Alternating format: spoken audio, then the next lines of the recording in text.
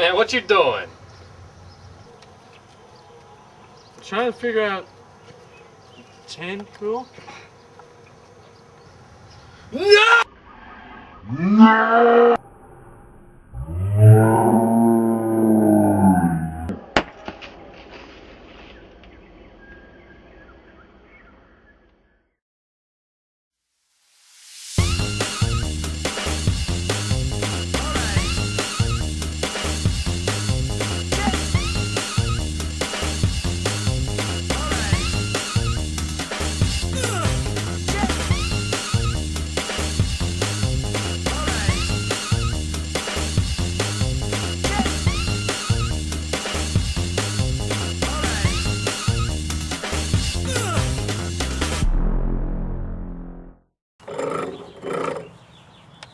Hold on. What's the chain rule? The chain rule is used to find the derivative of a composite function. Well, hold on. What's a composite function? It's just like a function inside of a function inside of a function inside of a function inside of a function.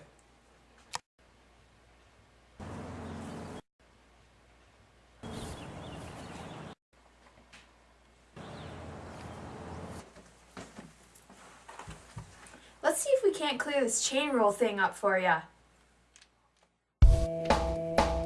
Listen up, kids, this is a fake rhyme. I'ma tell you about math, but don't get me wrong. This ain't algebra, it's not easy like Jesus, be calculus. So listen up, please. 1, composite function. 2, gotta find the derivative. 3, gotta use the chain rule. 4, time to do it. So you got a function, sine of x squared. Find the derivative the teacher declared. At first glance, you might be scared, but don't sweat it, man, we're gonna get you prepared. First, draw out the outside. That's gonna leave you with a cosine of x squared, but that's not all. There's a step, y'all. Next, derive the inside to be 2x, but you gotta multiply the derivative. Those previously described as elected, that has been prescribed.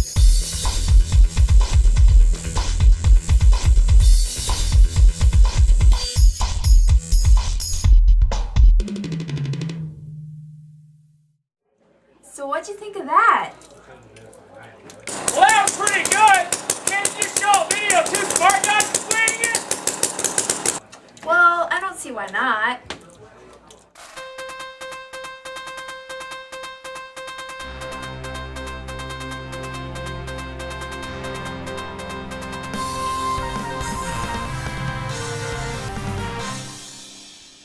Hello, I'm Foundry Podker, and joining us today we have a very special guest, Milburn Moneybags.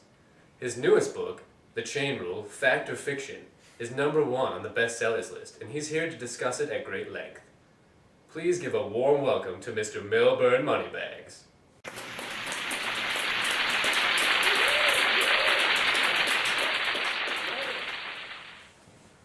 So, Milburn, what is this chain rule you speak of?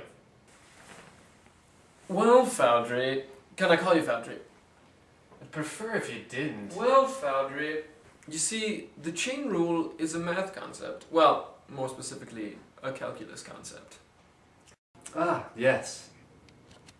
Its primary purpose is to find the derivative of a composite function.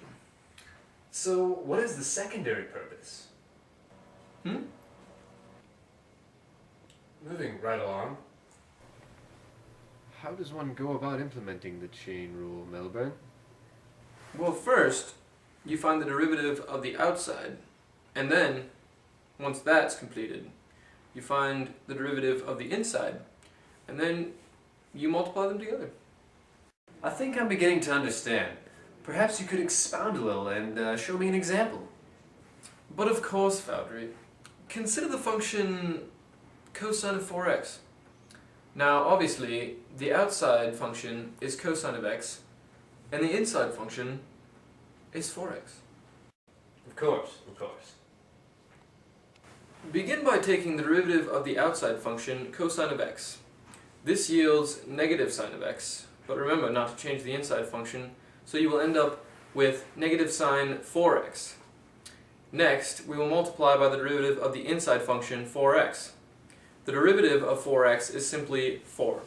So for a final derivative of cosine of 4x, we have negative 4 sine of 4x.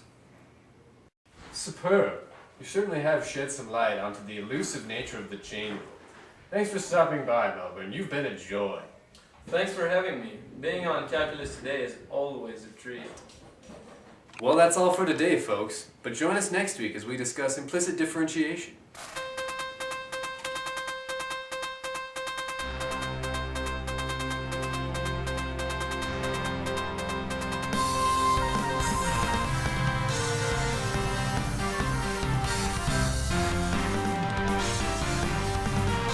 Well, that makes perfect sense. But I want to see another video.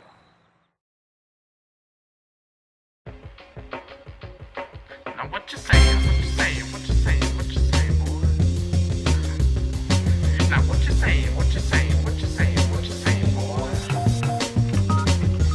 Now I don't know exactly what they're talking about, so let's take it real slow now and give you all a shout. What they saying, what they saying, what they saying, what they saying, what they saying, what they saying, what they saying. Now what they saying about the chain rule? Differentiates the fool of composite function fool. Do it if you think it boom. Function in a function ball, get it in your head. When crazy math skills gonna put you off the bed. Boy, man, side out is what you gotta know. Think parentheses, boy, take the knowledge and go.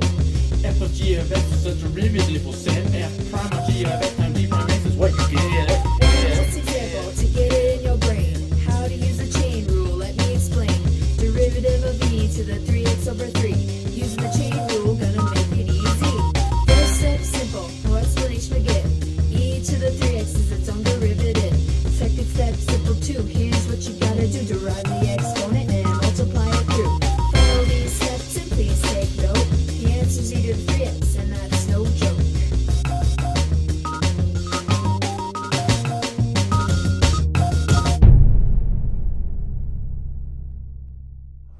Man, that video was off the chain.